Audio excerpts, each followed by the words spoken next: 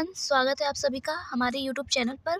तो आज की क्लास में हम सीटेट ईवीएस में पूछे गए क्वेश्चंस डिस्कस करेंगे। तो ये सीटेट के लिए है क्लास है जिसमें आपकी ईवीएस की जो थीम्स होती है उससे क्वेश्चंस आते हैं, जिसमें 6 थीम्स दी होती है: परिवार और मित्र, भोजन, आश्रय, जल, यात्रा, चीज़ें जो हम बनाते हैं और करते हैं। इस 6 थीम से क्या होती हैं आपके क्वेश्चंस बनते हैं पेपर में। तो चलिए स्टार्ट करते हैं। फर्स्ट क्वेश्चन, संयुक्त परिवार की विशेषता क्या है।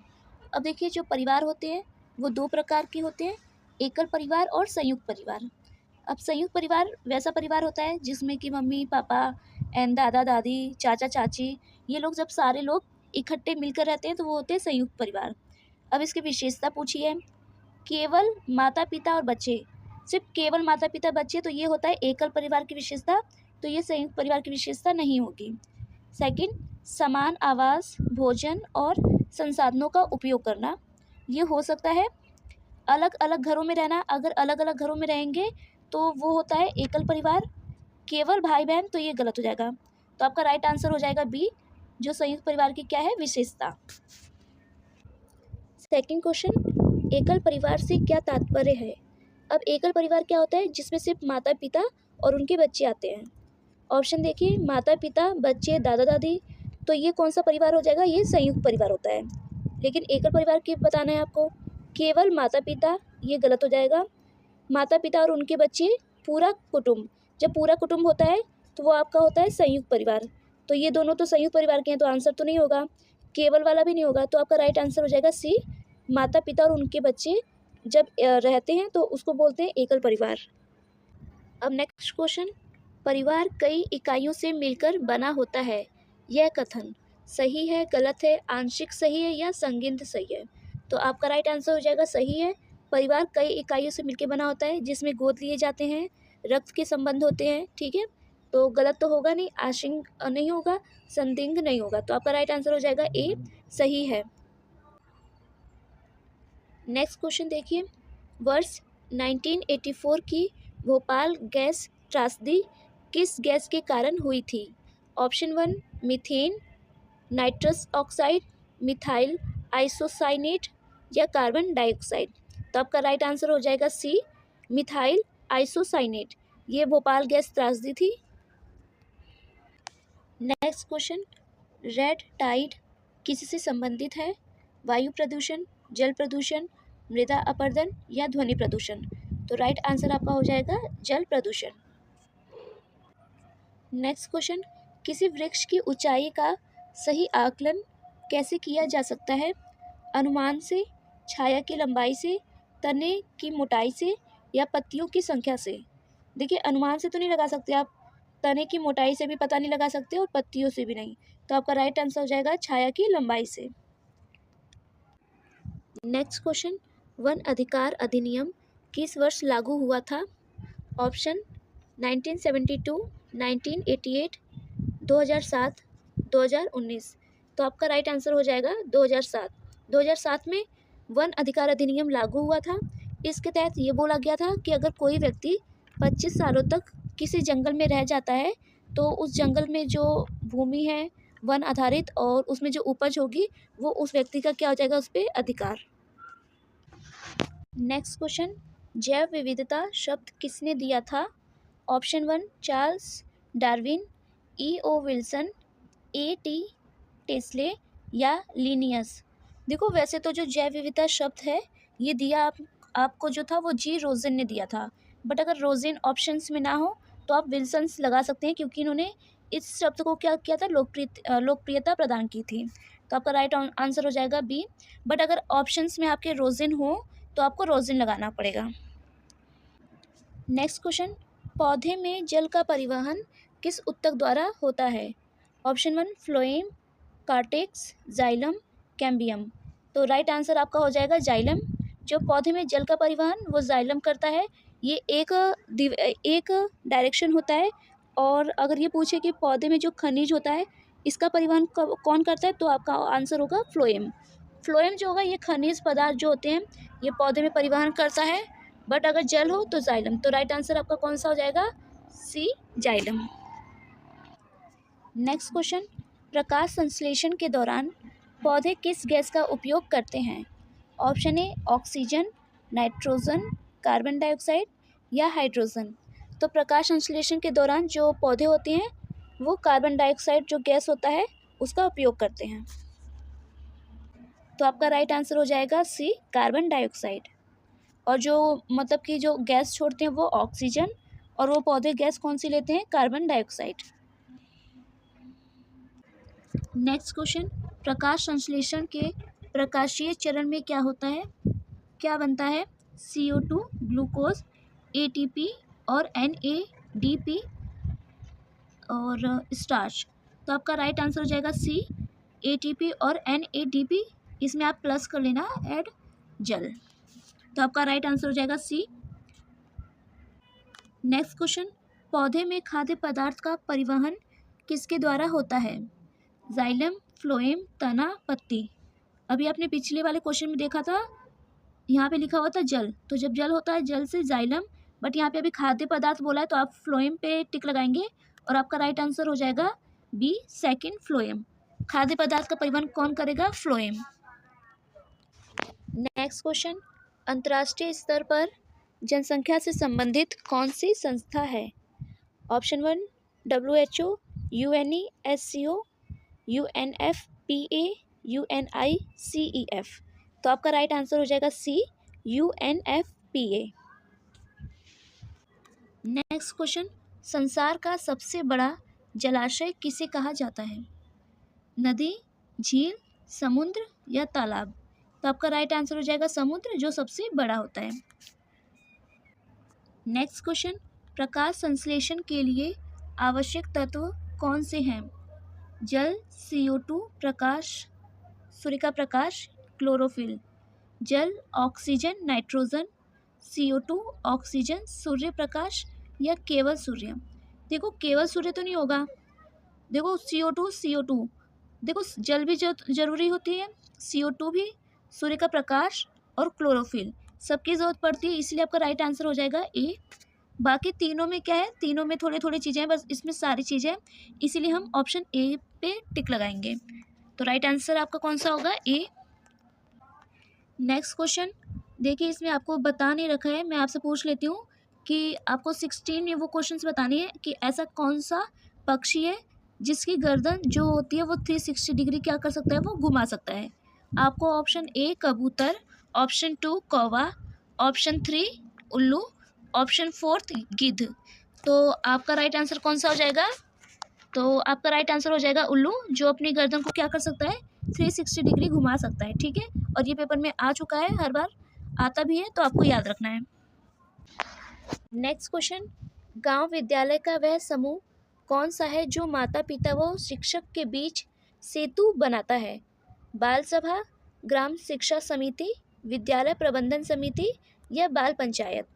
तो आपका राइट आंसर हो जाएगा सी, विद्यालय प्रबंधन समिति। आपने एक पढ़ा भी होगा SMC के बारे में, जिसमें क्या होते हैं कि जो स्कूल के स्टूडेंट्स होते हैं उन्हीं पेरेंट्स इस समिति के क्या होते हैं? सदस्य होते हैं, जो स्कूल से रिलेटेड जो गतिविधियां होती हैं, क्या सुधार हो सकता है स्कूल में, इन सब के बारे में क्या करते हैं? जानकारी देते हैं और डिस्कशन होता है। तो राइट आंसर आपका कौन सा हो जाएगा? सी, विद्यालय प्रबंधन समिति। नेक्स्ट क्वेश्चन, स्लॉथ के विषय में सही क्या है? यह आलसी होता है, या ये समझदार होता है, ये ईमानदार होता है या घमंडी होता है? तो राइट आंसर हो जाएगा आपका ऑप्शन ए, जो स्लॉथ होता है यह आलसी होता है बहुत ज़्यादा। जिस पेड़ पे मतलब रहता है उसी पेड़ की जो शाखाएं होती हैं वो खाता है, उसी पेड़ पे सोता है, और हफ्ते में सिर्फ एक बार क्या होता है? शौच के लिए उतरता है। तो बहुत ही ज़्यादा आलसी जानवर होता है। ये उल्टा लटक कर क्या करता है? लेटता है, और ये भालू की तरह दिखता है। नेक्स्ट क्वेश्चन, लद्दाख क्षेत्र में पाई जाने वाली पश्मीना ऊन किस पशु से प्राप्त होती है? याक, भेड़, ऊँट, बकरी। तो राइट आंसर का आपका हो जाएगा याक। ये जो शॉल होती है पश्मीना शॉल, इसको GI टैग भी मिला हुआ है, और ये जो 6 स्वेटर होती है उसके बराबर स्वेटर होती है, मतलब उसके बराबर गर्मी देती है, बहुत महंगी होती है। इसको कम से कम जो 2.5 घंटे होते हैं वो बनाने में लगता है। और जो -40 डिग्री सेल्सियस इतनी ऊंचाई पर क्या करते हैं, ये रहते हैं लद्दाख की साइड। ठीक है, तो इतनी बातें आपको पता होनी चाहिए इसके बारे में, जो एग्ज़ाम में पूछे जाते हैं। नेक्स्ट क्वेश्चन दूषित जल पीने से फैलने वाला रोग, एड्स, टाइफाइड, मलेरिया या टिटनेस। जो मलेरिया ये तो मच्छर काटने से होगा, एड्स अलग बीमारी हो गई, टिटनेस भी अलग है, तो आपका राइट आंसर हो जाएगा टाइफाइड। ठीक है, ये दूषित जल पीने से हो जाता है। नेक्स्ट क्वेश्चन, विटामिन सी की कमी से होने वाली बीमारी कौन सी है?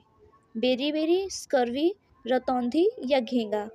देखो, जो बेरी होता है ये विटामिन B1 की कमी से होता है। ठीक है, तो ये विटामिन बी की कमी से होने वाला रोग बेरी है। जो रतौंधी होता है ये विटामिन ए की कमी से होने वाला रोग है। जो गोइटर या घेंगा होता है ये आयोडीन की कमी से होने वाला रोग होता है। ठीक है, तो आपका राइट आंसर हो जाएगा बी, स्कर्वी। जो स्कर्वी वो विटामिन सी की कमी से होने वाला रोग, बेरी विटामिन बी की कमी से होने वाला रोग, रतौंधी विटामिन ए की कमी से होने वाला रोग, और जो घेंगा होता है वो आयोडीन की कमी से होने वाला रोग। नेक्स्ट क्वेश्चन, कश्मीर किसके लिए प्रसिद्ध है? छोटे कद के लिए, पश्मीना ऊन, काली मिर्च या खनिज। तो राइट आंसर आपका हो जाएगा बी, पश्मीना ऊन। नेक्स्ट क्वेश्चन, समुद्री मछली खाने के लिए प्रसिद्ध राज्य, मिजोरम, गोवा, तमिलनाडु और कश्मीर या बिहार।